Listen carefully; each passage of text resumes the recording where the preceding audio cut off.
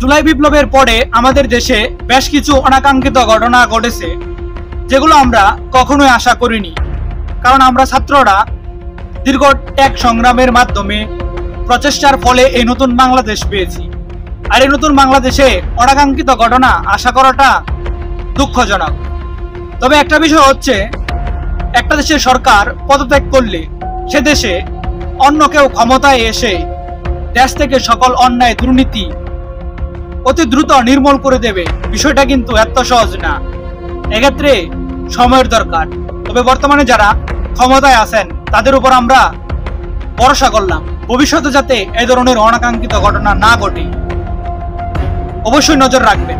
যদি এর ব্যতিক্রম হয় তাহলে আপনাদেরও ফলাফল কিন্তু ভবিষ্যতে খারাপ হতে পারে।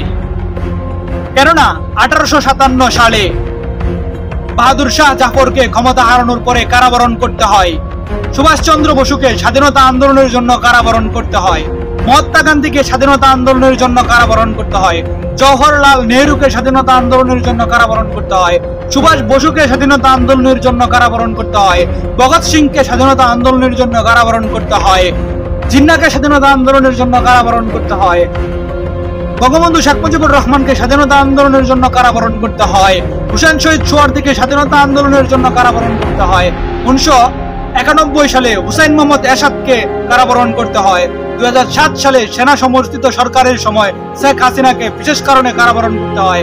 একই সময়ে দুর্নীতির অভিযোগে শেখ হাসিনাকে, খালেদা জিয়াকে কারাবরণ করতে হয়।